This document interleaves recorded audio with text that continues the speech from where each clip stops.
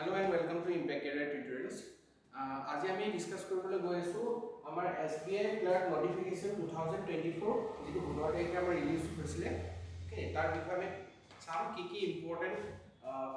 ফিচাৰ্স আছে তাতে এলিজিবিলিটি কি হয় তাৰ ডেটস কি আছে গাইডলাইনস কি দিয়া আছে আৰু এইটো বিশেষভাৱে মই ভিডিও বনাইছো আপোনালোকৰ কাৰণে যত আপোনালোকৰ অসম ৰিজনৰ কাৰণে আমি চাম বিশেষকৈ আমাৰ SBI যেটো ৰিক্ৰুটমেন্ট আহিছে হ'ব So start karo ami first important dates amar hoy gol online registration and payment of fees amar ase 17/12/2024 to 7/1/2025 mane 7 January nika apnalokor hatot somoy ase 15 tarik pora amar khula ase thik ase next last date to apply kiman dikha ase 7/1/2025 hobo aru preliminary exam যেটো হ'ব tentatively কেতিয়া হ'ব আমাৰ ফেব্ৰুৱাৰীত হ'ব মানে আমাৰ হাতত একদমই সময় কম আছে হ'ব ডিসেম্বৰ মাহটো এতিয়া গলে তো জানুৱাৰী মাহটো থাকিব নি ফেব্ৰুৱাৰীত হৈ যাব ফেব্ৰুৱাৰী কোনটো ডেটত হ'ব এতিয়ালৈকে মেনশন কৰা নাই নেক্সট মেইনছ এক্সামিনেশন কেতিয়া হ'ব টেন্টেটিভলি মাৰ্চ বা এপ্ৰিলত হ'ব মানে আপোনালোকৰ প্ৰিলিমছ ফেব্ৰুৱাৰীত হোৱাৰ পিছত মাৰ্চ মাহলৈকে আপোনালোকৰ কি আহি যাব তাৰ ৰিজাল্টস আহি যাব অহা পিছত আপোনালোকে এপ্ৰিলত কি দিব লাগিব মেইনছ এক্সামস দিব লাগিব ঠিক আছে তো আমাৰ হাতত সময় একদমই কম আছে এতিয়া ক'বলৈ গলে প্ৰিলিমছ হলে আমাৰ এক মাহ আছে আৰু মেইনছ হলে আমি ধৰিব পাৰো যে 2 মাহ বা 8 মাহ আমাৰ হাতত আছে হ'ব এপ্লিকেশন ফি আপোনালোকে কিমান দিব লাগিব এপ্লিকেশন ফি চাই লওক এবাৰ যে ইয়াতে আপোনালোক SC ST person with benchmark disability ex servicemen তেওঁলোকৰ কাৰণে কি হয় examination fee টো নীল হয় মানে একো পইচা দিব নালাগে জেনাৰেল OBC EWS ৰ কাৰণে আমাৰ কিমান থাকিব 750 rupees থাকিব আৰু দিছে যে ইয়াতে কেতিয়া আপোনালোকক পইচাটো ঘূৰাই নিদিয়ে মানে ৰিফান্ড ইয়াতে ৰিফান্ডৰ একো ফেসিলিটি নাই হ'ব সো এটাকে আমি চাই আছো যিসকলে চাব মই আৰু এটা কথা ইয়াতে আপোনালোকক কৈ দিব বিচাৰিছো যে আপোনালোকে নটিফিকেশনটো মোষ্ট প্ৰবলি আপোনালোকে পাইছে অলৰেডি হ'ব নটিফিকেশনটো আপোনালোকে গুটেটো এবাৰ ভালকে নিজে পঢ়ি চাব মই যিখিনি কথা কম তাতে মই সিলেক্টিভ অলপ কথা কৈ আছো যদি কি মই এইবিলাকৰ ভ্যাকেন্সি ইমানকে মই ডিসকাস কৰা নাই বা ডিটেইলছ যোৱা নাই পাৰ্সন উইথ বেঞ্চমাৰ্ক ডিসেবিলিটি আৰু এক্স সাৰ্ভিসমেন আৰু বিশেষকৈ মই খুব গুৰুত্ব দি আছো ইয়াতে আমাৰ অসমৰ যিখিনি ষ্টুডেন্টস আছে তেওঁলোকৰ কাৰণে যিখিনি ইম্পৰ্টেন্ট পইণ্টস আছে যিসকলে প্ৰথমবাৰ এইটো পৰীক্ষা দিবলৈ গৈ আছে তেওঁলোকে কি পইণ্টস মনত ৰাখিব লাগে বা কি পইণ্টস মিস কৰিব পাৰে সেইখিনি মই ইনক্লুড কৰিবলৈ চেষ্টা কৰিছো হ'ব ইয়াৰ পিছত নেক্সট আহি গ'ল আমাৰ ভ্যাকেন্সি ডিটেইলছ আসাম ৰিজনৰ কাৰণে আমাৰ দিছে SC 21 ST 37 OBC 83 EWS economically weaker section 31 general 139 so total কিমান আছে আমাৰ পোষ্ট 311 এটা সব আপোনালোকে দেখিছে যে কিমান হাজাৰ হাজাৰ পোষ্ট ওলাইছে কিন্তু আমাৰ যেটো কামৰ বস্তু হয় সেইটো কি হ'ব এটো হয় 311 এটো পোষ্টতে আপোনালোকে এপ্লাই কৰিব পাৰিব until and unless আপুনি বেলেগ এটা ষ্টেটৰ গৈ পিনি এপ্লাই নকৰে ঠিক আছে SBI লিখা আছে কি আপোনালোকে যিকোনো এটা হে ষ্টেটৰ পৰা এপ্লাই কৰিব পাৰিব হ'ব তো ইন জেনাৰেল আমাৰ অসমে যিসকল ল'ৰা-ছোৱালী থাকে তেওঁলোকে অসমতে এপ্লাই কৰি ইয়াতে থাকিব বিচাৰে হ'ব আৰু ইয়াত পোষ্ট যথেষ্টখিনি আছে 311 লাষ্ট ইয়েৰটো অবভিয়াসলি কম আছে লাষ্ট ইয়েৰত আপোনালোকৰ পোষ্ট অলমোষ্ট 400 সামথিং আছিল হ'ব সো এবাৰ হিচাপত অকমান কম আছে তেও 311 আপোনালোকৰ কম পোষ্ট নহয় হ'ব আপোনালোকে লেখা পাইছে চাগে যোৱাবাৰ APSC কিমান পোষ্ট আছিল only 235 হ'ব সো আৰু কিছুমান ডিটেইলছ মই কৈ যাম মাজে মাজে লাষ্টৰ ফালে বিশেষকৈ আপোনালোকৰ মই আপোনাৰ ষ্ট্ৰেটেজি কথা বুজাম ষ্ট্ৰেটেজি কি থাকিব লাগে আপোনালোকৰ এই এক মাহ দুমাহৰ ভিতৰত যদি আপোনালোকে ইয়াত সফলতা পাব বিচাৰে হ'ব এইখিনি হৈ গ'ল ভ্যাকেন্সিজ ইয়াৰ পিছত এলিজিবিলিটি ক্ৰাইটেৰিয়া হ'ব এইটো বহুতৰ ডাউট থাকে নতুন যিসকল ষ্টুডেন্টস থাকে ফাৰ্স্ট টাইম যিসকলে দি থাকে চাও প্ৰথম ক'ব বিচাৰিম যে এজ লিমিট ইয়াত কি দিছে not below 20 years and not above 28 years as on 1/4/2024 হ'ব চাও 1/4 কেতিয়া লাগে 2024 লৈকে এইটো দি থোৱা আছে যে কেতিয়া হ'ব লাগিব এইটো সব এইকিটা ডেটৰ মাজত যদি আপোনালোকৰ ডেট অফ বাৰ্থ পৰে হ'ব যে বৰ্ন বিটুইন কিমান 2/4/1996 আৰু 1/4/2004 1/4/2004 ভিতৰত যদি আপুনি জন্ম লৈছে তেতিয়া হলে আপোনালোকে কি কৰিব পাৰিব এপ্লাই কৰিব পাৰিব কিন্তু ইয়াতে এটা কথা মই মেনশন কৰি দিব বিচাৰিছো এটা কি থাকে এজ ৰিলেক্সেশন থাকে হ'ব বয়সৰ কাৰণে আপোনালোকৰ কি হ'ব যে সাপোজ মই কলো আপোনালোকে যদি এসসি সরি ওবিসি যদি হয় ওবিসি হলে 3 ইয়ার্স এজ রিল্যাক্সেশন পাব তাৰপিছত আপোনালোকৰ যদি এসসি এসটি হয় তেতিয়াহলে 5 ইয়ার্স লৈকে আপোনালোকে এজ রিল্যাক্সেশন পাব মানে 28 + 3 আপোনালোকে 31 লৈকে দিব পাৰিব ওবিসি আৰু 28 + 5 that is 33 ইয়াৰ্স লৈকে আপোনালোকে এসসি এসটি দিব পাৰিব ঠিক আছে আৰু এক্স সাৰ্ভিসমেনৰো তেনেকুৱা ধৰণৰ প্ৰভিজনছ আছে তো হেতু এটা এবাৰ আপোনালোকে চাই লব বা জেনাৰেল ক্যাটাগৰীৰ কাৰণে কিমান বয়স হ'ব লাগিব 28 years as on 1/4/2024 হ'ব নেক্সট আমাৰ আহিল কি এডুকেশন কোৱালিফিকেশনস আপোনালোক কি থাকিব লাগিব সব এডুকেশন কোৱালিফিকেশনৰ কথা যদি আমি ক'ব যাওঁ বহুতে ভাবে যে বেংকৰ চাকৰি এটা কৰিবৰ কাৰণে আপোনালোকৰ কি হ'ব লাগিব যে কমাৰ্চ ষ্টুডেন্ট হ'ব লাগিব বা ইঞ্জিনিয়াৰিং কৰিব লাগিব বা স্পেশাল এটা ডিগ্ৰী ল'ব লাগিব কিন্তু ইয়াত আপোনালোকৰ মেনশন কৰি থোৱা আছে যে একচুয়ালি সব পৰীক্ষাতে থাকে আপোনালোকৰ বেংকৰ পৰীক্ষাত যে graduation in any discipline from A recognised university যিকোনো আপোনালোকে ৰিকগনাইজড ইউনিভাৰ্সিটিৰ পৰা গ্ৰেজুৱেচন পাস কৰিলে আপোনালোকে এটো দিব পাৰিব মেট্ৰিক পাস কৰিলে আপোনালোকে দিব নোৱাৰে অকল মেট্ৰিক যদি পাস কৰি থৈছে দিব নোৱাৰিব হাই সেকেন্ডাৰী পাস কৰি থৈলে দিব নোৱাৰিব গ্ৰেজুৱেচন থাকিব লাগিব আপোনালোকৰ ঠিক আছে তেতিয়া আপোনালোকে দিব পাৰিব আৰু সব ইয়াতে কোনো পাৰ্সেন্টেজৰ কথা আপোনালোকৰ মেনশন কৰি থোৱা নাই যে 60% লাগিব 70% লাগিব তেনেকুৱা ধৰণৰ কোনো কথা নাই আপোনালোকে জাস্ট পাস কৰিলে আপোনালোকে এটো এপ্লাই কৰিব পাৰিব ঠিক আছে ইন্ডিকেটেড ডুৱেল ডিগ্ৰী কথা কিবা লিখা আছে এটা পঢ়ি লব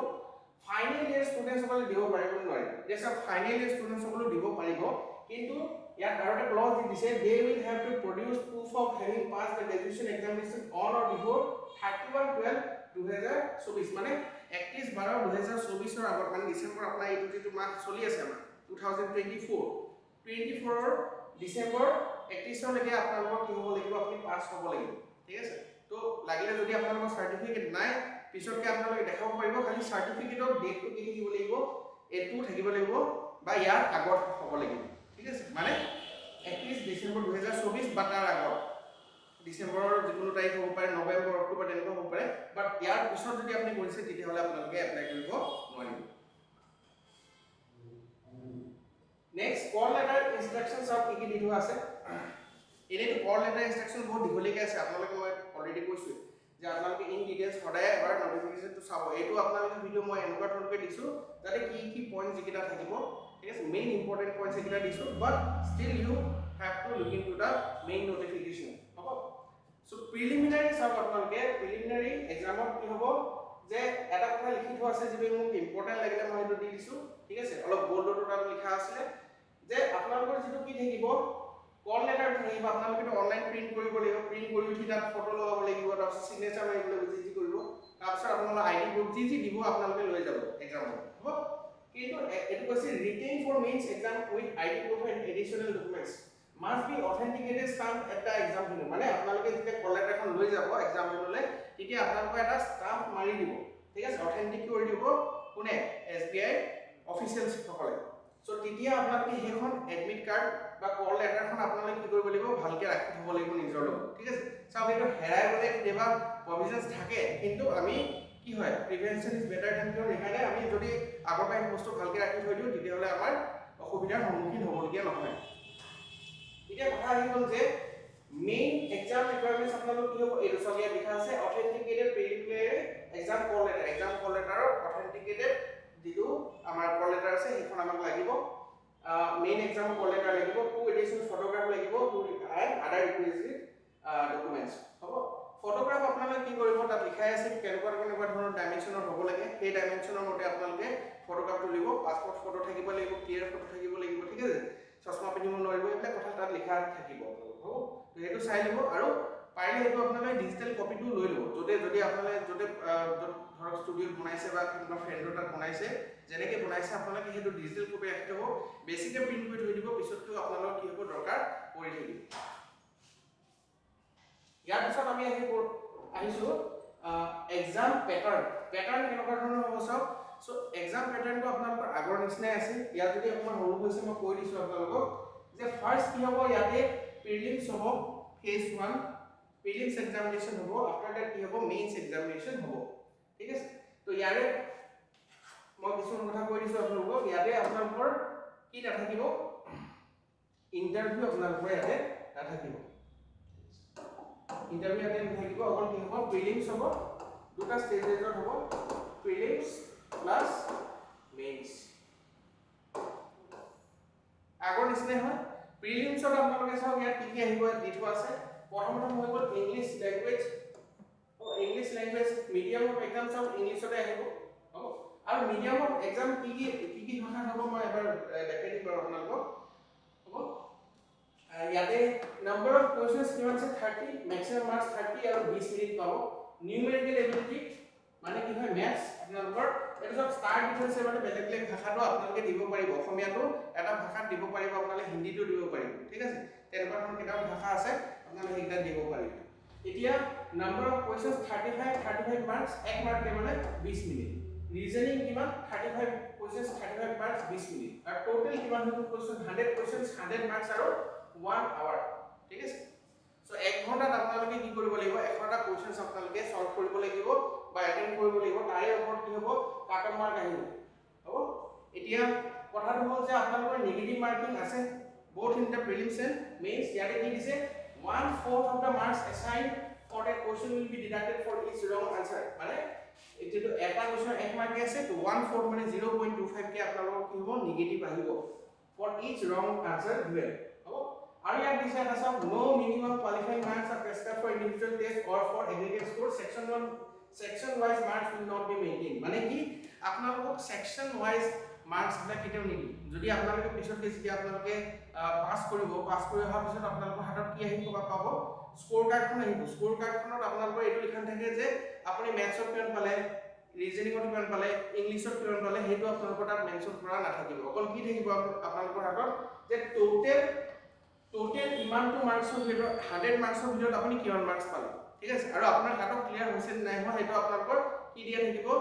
আপোনালোকৰ ক্যাটেগৰি ওয়াইজ কাট অফ দিয়া থাকিব জেনাৰেল কিমান থাকিব ওবিসি কিমান থাকিব এসসি কিমান থাকিব এসটি কিমান থাকিব তেনেকৈ থাকিব আৰু আপোনালোকে দেখিব যে আপুনি পাস কৰিছিল নাই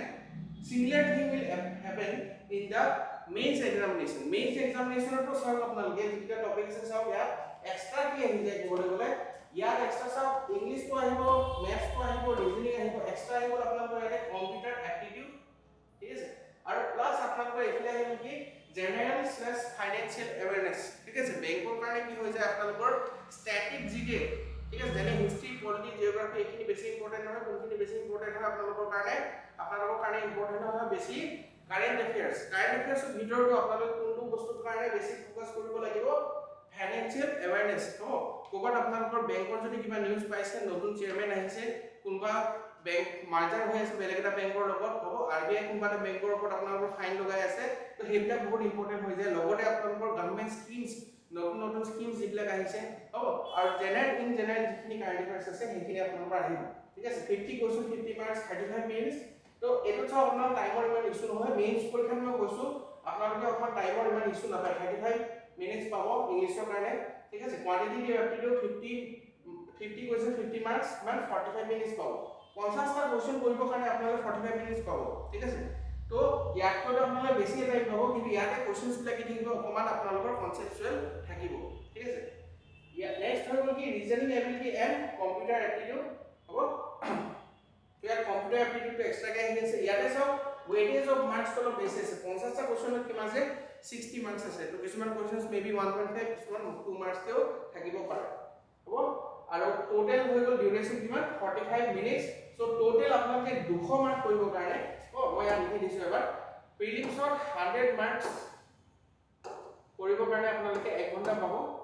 আৰু মেইনছত আপোনালোকে টোটাল কিমান 200 মাৰ্কস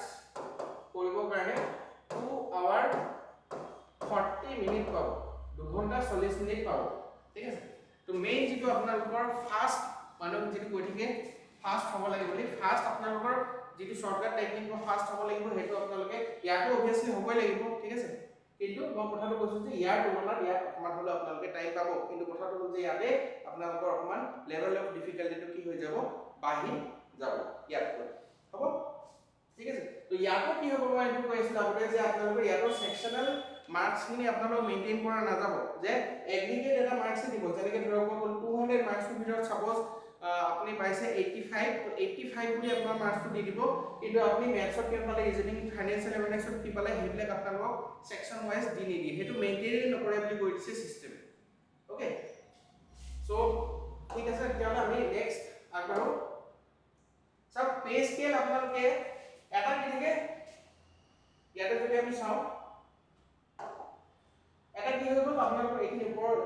ইমান ইম্পৰ্টেন্ট আপোনালোকে চাব বেসিক পে কিমান আছে 26730 কিন্তু বেসিকৰ লগত আপোনালোকে যদি অলৰেডি চাকৰি কৰি আছে কাৰণ আমি বহুতখিনি দেখা পাওঁ যে অলৰেডি বেংকত গৈ থকা ক্লাৰ্কেও এইখিনি পৰীক্ষা দিবলৈ গৈ আছে ঠিক আছে SBI ক্লাৰ্কৰ কাৰণে বেলেগ বেংকৰ অফিচাৰ এৰিপিনেও মানুহে ক্লাৰ্ক সময় দেখা পোৱা যায় মই নিজে দেখিছো হ'ব সো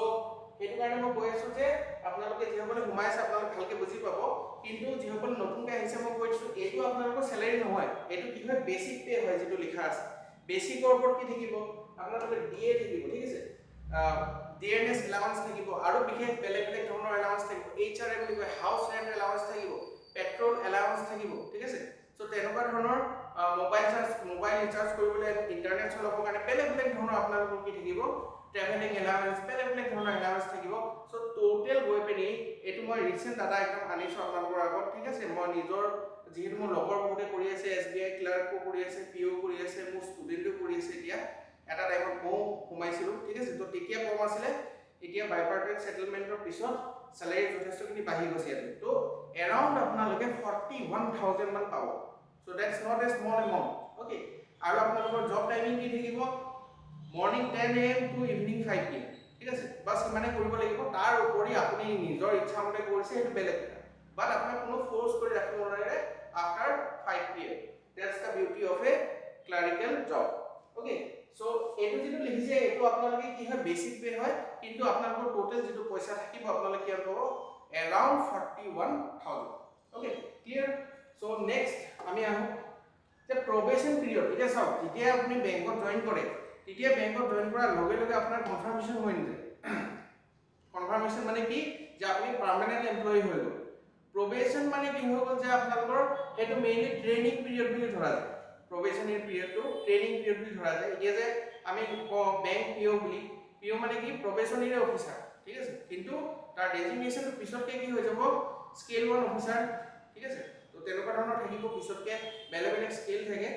সো এতিয়া কথা হ'ল যে এই প্রবেশনারি পিৰিয়ডটো মানে কনফাৰ্মেশন কেতিয়া হ'বগে আপোনালোকৰ জেনাৰেলি আমাৰ যেটো পিও থাকে প্ৰবেশনাৰি অফিসাৰ থাকে হ'ব অফিসাৰ জেনাৰেলি 2 বছৰ আপোনালোকৰ প্ৰবেশনাৰি পিৰিয়ডত ৰাখে হ'ব কিন্তু ক্লাৰ্কৰ ক্ষেত্ৰত চাওক বহুত সোনকালে আপোনালোকৰ প্ৰবেশনাৰি পিৰিয়ড শেষ হৈ যাব কিমান মাহ হ'ব 6 মান্থস 6 মাহৰ পিছত আপোনালোকৰ কি হৈ যাব আপুনি তাৰে পার্মানেন্ট বা কনফার্মড এমপ্লয়ি হৈ যাব SBI হ'ব only 6 months of পিছত ইয়াৰ পিছত 6 months of পিছত যেহেতু আপুনি কনফার্ম এমপ্লয়ি হৈ গ'ল ঠিক আছে আপোনাক লৈ ললে কমপ্লিটলি তেতিয়া আপোনালোকে বেংকৰ পৰা লোন এজ এ ষ্টাফ আপুনি ল'ব পাৰিব ইয়াৰ আগতে যদি আপোনালোকে লোন ল'ব বিচাৰে তো এজ এ কাস্টমাৰ আপুনি ল'ব পাৰে ঠিক আছে এজ এ ষ্টাফ আপোনাক কনসিডাৰ নকৰিব এইটো নাহি গলে কি হ'ব আমাৰ ষ্টাফৰ বেনিফিটছ খিনি আমি ল'ব পাৰিম 6 months of পিছত ৰিকোয়াৰমেন্টস কি হ'ব আপোনালোকৰ কমপ্লিশন অফ ই-লেসনস মানে কিছুমান আপোনালোকৰ কি হ'ব ট্ৰেইনিং হ'ব SBI বিশেষভাৱে আপোনালোকক ট্ৰেইনিং দিয়া যায় হেতু এটা ইয়াৰ স্পেশাল ফিচাৰ আছে SBI হ'ব সো ভালদৰে আপোনালোকৰ ফিজিক্যাল ট্ৰেইনিং হ'ব কিন্তু তাৰ পিছত আপোনালোকৰ ই-লেসনস কিছুমান থাকিব যিবিলাক আপোনালোকে অনলাইন কি কৰিব লাগিব অনলাইন কমপ্লিট কৰিব লাগিব ঠিক আছে নেক্সট পাৰফৰম্যান্স ইভালুয়েশন বিফোৰ কনফাৰ্মেশন মানে আপোনালোকৰ এটো ঠিক আছে এইবিলাক থাকিব পাৰফৰম্যান্স ইভালুয়েশন কৰিব কিবা কিবি এক্সটেনশন অফ প্ৰবেশন ফৰ আনসেটিসফ্যাক্টৰি পারফরম্যান্স এইবিলাক লিখা কথা আছে বাট জাস্ট আপোনালোকে এইবিলাক ভালকে আপোনালোকে যদি কাম কৰিব অবিয়াসলি আপোনালোকে যেতিয়া এটো পৰীক্ষা পাস কৰি যাব এটা আপোনালোকৰ কি থাকিব নিজৰ এটা ডিসিপ্লিন থাকিব লাগিব তেতিয়া পৰীক্ষা পাস কৰিব তাৰ পিছত আপোনালোকে সেই ডিসিপ্লিন মতে যিখিনি কাম দিছে সময়মতে আপোনালোকে যেতিয়া কৰি যাব তেতিয়া হলে অবিয়াসলি আপোনালোকৰ হৈ যাব কনফাৰ্মেশন ঠিক আছে সো আফটাৰ 6 মান্থস আপোনালোকৰ কনফাৰ্মেশন হ'ব probationary period is only 6 months next guidelines for online application চাও বহুত ডাঙৰ হয় একচুয়ালি ঠিক আছে মই যিখিনি লাগিছে ইম্পৰ্টেন্ট অলৰেডি কৈছো আপোনালোকক সো ইয়াত দিছে যে কি কি ল'ব লাগিব স্ক্যান ফটোগ্ৰাফ থাকিব লাগিব signature thumb impression handwritten declaration and SBI apprenticeship certificate যদি আপোনালোকৰ এপ্লিকেবল হয় কাৰণ এটো সবৰে নালাগে ঠিক আছে নৰমাল মানুহ কাৰণে এইখিনি লাগে সৰি ডিক্লেৰেশন টেক্সট যেটো কৈছে এটো কি লিখিব লাগিব আই অমুক ঠিক আছে date of birth demand hereby declare that all the information submitted by me in the application form is correct true and valid I will present the supporting documents as and when required, the signature photograph and left hand impression is of mine. মানে আপুনি গোটেইখিনি declare কৰিছে যে মোৰে হয় এখিনি বস্তু, left হাম ইমপ্ৰেছন মোৰ হয়, সিগনেচাৰ মোৰ হয়, এখিনি মই টেষ্টিফাই কৰি দিছো হ'ব। তো এইটো কি হয় হ্যান্ড ৰিটেন ডিক্লেয়াৰেশ্যন, এইটো টাইপ কৰি পিনি নিলিখাব, আপোনালোক কি কৰিব হাতেৰে লিখিব লাগিব হ'ব। ব্ল্যাক বা ব্লু পেন দি আপোনালোকে লিখিব, ব্ল্যাক পেন যিকোনো এটা কৰিলে হৈ যায় হ'ব। কিন্তু ইয়াতে কৈছে যে থাম ইমপ্ৰেছনৰ ক্ষেত্ৰত কৈছে লেফট থাম দিবলৈ কৈছে, যদি আপোনাৰ বাই চান্স লেফট থাম নাই ঠিক আছে তেতিয়াহ'লে আপোনালোকে ৰাইট থাম্বো ইউজ কৰিব পাৰে হ'ব থাম ইমপ্ৰেছন। নেক্সট আমাৰ কাৰণে নেক্সট আহি গ'ল যে ইম্পৰ্ট এক্সামিনেশ্যন চেণ্টাৰ্ছ। তো এতিয়া চাওক মেক্সিমাম যিবিলাক পৰীক্ষা হয় পৰীক্ষাবিলাকৰ এতিয়া আমি মোৰ কথা কৈ আছোঁ, মোৰ ঘৰ হয় ডিব্ৰুগড়। চ' আগতে যেতিয়া মই পৰীক্ষা দি আছিলোঁ 2019 চনত, তেতিয়া আমাৰ পৰীক্ষাবিলাক লাহোৱালত হৈছিল হ'ব। আৰু আমাৰ কাৰণে কি হয় যে প্ৰিলিমছ এক্সামবিলাকে হয়, কিন্তু মেইনছ এক্সামবিলাক দিবলৈ কাৰণে আমি আকৌ গুৱাহাটী যাবলগীয়া হয়। আয়ন ডিজিটেল চেণ্টাৰ বুলি এটা আছে, আপোনালোকৰ মনত ৰৈ যাব ঠিক আছে। পৰীক্ষা যদি দি আছে বহুতে চাগে চিনি পায় আয়ন ডিজিটেল চেণ্টাৰ, এইফালে এয়াৰপৰ্টৰ ৰাস্তাফালে আছে গুৱাহাটীত। চ' তাতে মেইনছৰ পৰীক্ষা হয়। বাট আমি দেখা পাইছোঁ যে SBI ক্লাৰ্কৰ ক্ষেত্ৰত ময়ো যিমানখিনি মোৰ মনত আছে মই মেইনছৰ এক্সাম আকৌ ডিব্ৰুগড়তে দিছিলোঁ ঠিক আছে। চ' সেইটো কাৰণে ইয়াত যিটো আপোনালোকৰ প্ৰিলিমছৰ বা মেইনছৰ চেণ্টাৰ কি কৰিছে বেলেগ বেলেগ দিয়া নাই, ইয়াতে আপোনালোকে যিকোনো এটা চেণ্টাৰ চুজ কৰিব পাৰিব। আপোনালোকে চাই ল'ব যিটো আপোনালোকৰ ওচৰৰ চেণ্টাৰ হয় ঠিক আছে, সেইটোৱে চুজ কৰিব, একো আপত্তি নাই ইয়াতে। খালি most probably change of centres আপুনি লাষ্টৰ পিছতকৈ কৰিব নোৱাৰিব। কিছুমান বস্তু আপোনালোকে চাওক এডিট কৰিব পাৰে, ফটোগ্ৰাফ ভুল হৈ গ'ল সেইটো এডিট কৰিব পাৰিব, চিগনেচাৰ অলপ অনুকূল হ'ল সেইটো এডিট কৰিব পাৰিব ঠিক আছে। কিন্তু বাকীখিনি এক্সাম চেণ্টাৰ এইবিলাক বস্তু কোনটো ষ্টেটৰ পৰা দিম সেইবিলাক বস্তু আপোনালোকে পিছতকৈ গৈ পিনি চেঞ্জ কৰিব নোৱাৰে। চ' এইখিনি আছিলে ইয়ালৈকে যিখিনি main information in the notification. So' আৰু কেইটামান কথা মই কৈ দিছোঁ, যিহেতু মই কৈছিলোঁ লাষ্টৰ ফালে মই অকণমান কম বুলি। চাওক এতিয়া কথাটো হ'ল যে ইয়াত এইটো পৰীক্ষাৰ কাৰণে কোন মানুহৰ কাৰণে হয় একচুৱেলি ঠিক আছে। এতিয়া বহুতে চিভিল চাৰ্ভিচেছৰ কাৰণে প্ৰিপেৰেশ্যন কৰি আছে, বেলেগ বেলেগ পৰীক্ষাৰ কাৰণে প্ৰিপেৰেশ্যন কৰি আছে। এটা চাওক যদি বেংকৰ পৰীক্ষা আপুনি দিব বিচাৰিছে, so' this is a very good job ঠিক আছে, এণ্ট্ৰি লেভেল জব হিচাপে বহুত ভাল হয়। ইনফেক্ট মই অলৰেডি আপোনালোকক কৈছোঁ যে মই নিজে দেখা পাইছোঁ যে বহুত বেংকৰ পিঅ' এৰি পিনি মানুহে আকৌ SBI ক্লাৰ্ক সোমায়। কাৰণটো হ'ল যে SBI ক্লাৰ্ক যদি আপোনালোকে সোমাই লয় তেতিয়াহ'লে কি হ'ব, আপোনালোকে তাৰে ভিতৰত ইণ্টাৰনেল কিছুমান এক্সামছ হৈ থাকে, এক্সামছবিলাক দি JIIB CAIB এইখিনিও দি লৈ পিনি আপোনালোকে সোনকালে পিঅ' হৈ যাব পাৰিব ঠিক আছে। ইণ্টাৰনেলি হোৱাটো ইমান মানে দিগদাৰ নহয় ঠিক আছে, তাতো কষ্ট আছে, বাট ষ্টিল বাহিৰৰ পৰা ডাইৰেক্টলি আপুনি পিঅ' পোৱাটো অলপমান মুস্কিল হৈ যায়। আৰু আজিকালি এটা বস্তু মই শুনিছোঁ ঠিক আছে, এইটো নতুন হয় মই নতুনকৈ গম পাইছোঁ। চ' এটা কি আছে যে এটা থাকে যে পিঅ' প্ৰভিজনাৰী অফিচাৰ, এটা CBO থাকে আপোনালোকৰ ঠিক আছে। চ' CBO ফুল ফৰ্ম এতিয়া মই পাহৰি গৈছোঁ। চ' CBO থাকে আপোনাৰ, CBOত আপোনালোকৰ কি হয় যে অলৰেডি 2 বছৰ এক্সপিৰিয়েঞ্চ থকা বেংকাৰকহে লয় তেওঁলোকে। তো বেলেগ বেংকৰ কি কৰিব, বেংকৰ 2 বছৰ এক্সপিৰিয়েঞ্চ থকা বেংকাৰক তেওঁলোকে এজ এ স্কেল 1 লয়, স্কেল 2 লয় ঠিক আছে। তো এইটো কাৰণে বহুতখিনি কম্পিটিশ্যন আহি যায়। ইনফেক্ট মই কৈছোঁ ক্লাৰিকেল এক্সামতো মই কৈছোঁ যে আপোনালোকৰ যিখিনি ফ্ৰেছ কেণ্ডিডেটছ আছে এইখিনি থাকিব কেণ্ডিডেট যিসকলে আগৰবাৰো দিছিলে ঠিক আছে, বেলেগ বেলেগ পৰীক্ষা দি আহিছে বেংকৰ পৰীক্ষা, আৰু এইখিনি কেণ্ডিডেটছ থাকিব যে তেওঁলোকে অলৰেডি কি হয় জব হোল্ডাৰ হয়, তেওঁলোকে অলৰেডি চাকৰি কৰি আছে, তাৰপিছতো তেওঁলোকে কি কৰি আছে এইটো এক্সামৰ কাৰণে প্ৰিপেৰেশ্যন কৰিছে বা এইটো এক্সাম দিব আপোনালোকে হ'ব। চ' এইটো কাৰণে কম্পিটিশ্যন উইল বি হাই প্ৰথম কথা হ'ব। চ' এইটো কথা হয়। আৰু মই অলৰেডি কৈছোঁ আপোনালোকৰ এণ্ট্ৰি লেভেল জব হয় ইয়াতে, এণ্ট্ৰি লেভেল মানে একদম এণ্ট্ৰি বুলিও ক'ব নোৱাৰি যিহেতু গ্ৰেজুৱেশ্যনটো আপোনালোকক লাগে, বাট ষ্টিল মই কৈছোঁ ইয়াৰ ওপৰতো মানুহে চেষ্টা কৰি থাকে হ'ব। But it's a very good job. ইয়াতে এতিয়া 41,000 যদি আপোনালোকে পাই আছে হ'ব মান্থলি। আৰু এটা অলপ কণ্ট্ৰভাৰ্চিয়েল কথা হয়, ষ্টিল মই কৈছোঁ যে মই যেতিয়া সোমাইছিলোঁ তো মই দেখা পাইছিলোঁ যে বহুতখিনি মানুহ আমাৰ অসমীয়া মানুহ নাহে। কাৰণ চাওক ইয়াতে মই এটা বস্তু আপোনাক দেখাইছোঁ, অন পেপাৰ বহুত বস্তু থাকে যে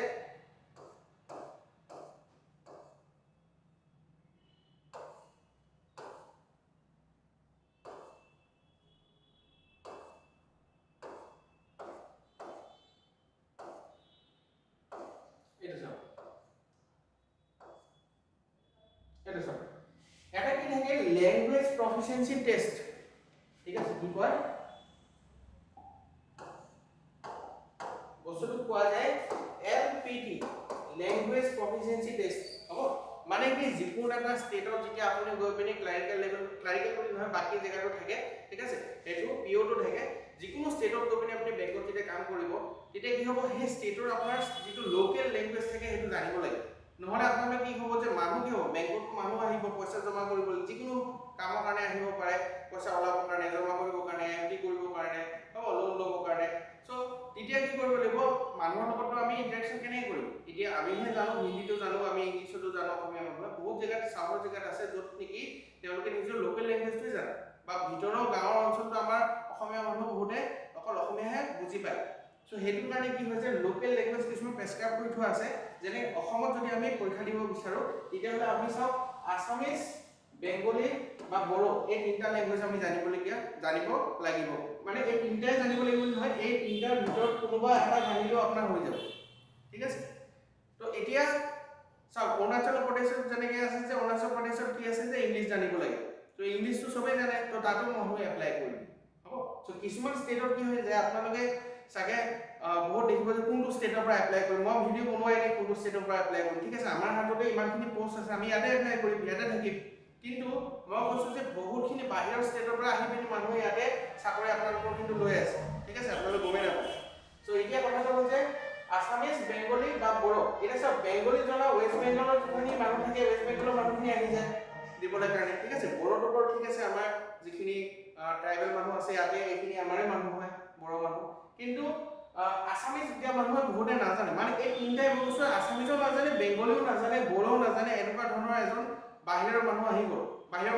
মানুহ মানে কি অসমৰ বাহিৰৰ মানুহ যিয়ে এই তিনিটা লেংগুৱেজো নাজানে আৰু তেওঁৰ হাতত কোনো চাৰ্টিফিকেটো নাই এইটো ক্ষেত্ৰত চাওক যদি আপোনালোকৰ হাতত ন চাৰ্টিফিকেট আছে মানে মেট্ৰিক বা হাই ছেকেণ্ডেৰী লেভেলত যদি আপুনি এইটো এজ এ ছাবজেক্ট পঢ়িছে যেনেকৈ মই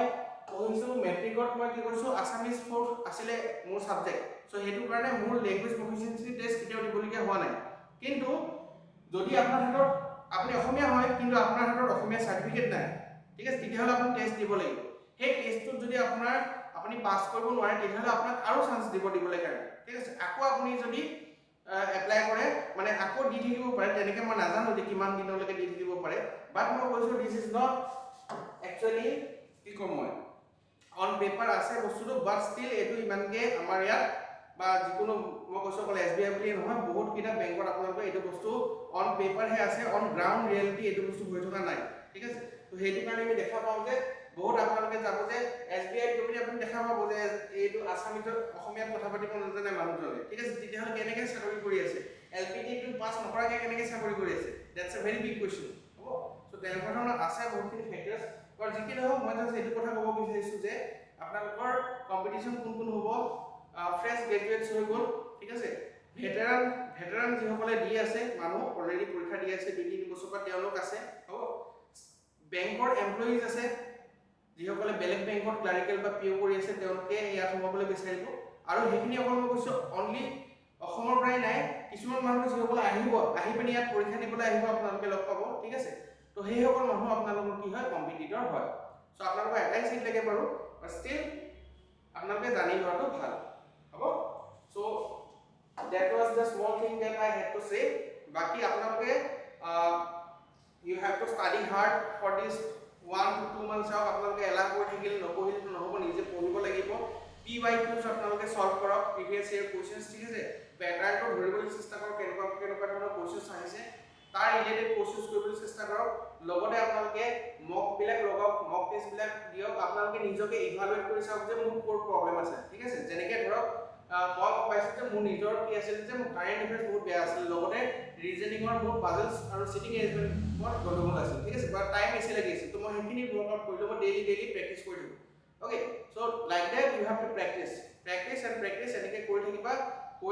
থাকিলে after that hopefully you will pass this exam okay so' সেই হিচাপত আপোনালোকে এটা কি কৰিব নিজৰ প্লেনিং বনাওক যদি এতিয়ালৈকে চোৱা নাই it's high time that you pick up your books and start studying for SBI Clerk 2024 okay so যদি আপোনালোকে আমাৰ লগত জড়িত হ'ব বিচাৰে আমাৰ লগত পঢ়িব বিচাৰে আমাৰ অলৰেডি বেংকৰ SSC আমাৰ কম্বাইন বেচ চলি আছে okay আমি এতিয়াই ঘপকে SBI এটা স্পেচিয়েল বেচকে ওলাই এক মাহত আমি ক্লিয়াৰ কৰাই দিব নোৱাৰো ঠিক আছে মানুহ কেনেকৈ কৰি বুলি but still if you want to join with us you can contact at the numbers given হ'ব সো সেই হিচাপত আপোনালোকে কমেন্ট কৰি ক'ব ভিডিওটো কেনেকুৱা লাগিলে আৰু যদি বেলেগ আপোনালোকৰ কিবা ডাউট আছে ৰিগাৰ্ডিং বেংকিং এন্ড এইবিলাক কথা যিখিনি ধৰক SBI এৰ কথা কৈছো মই বা বাকিও যদি আপোনালোকৰ কিবা ডাউট আছে you can comment below so if needed I will make another video okay so that was all for today thank you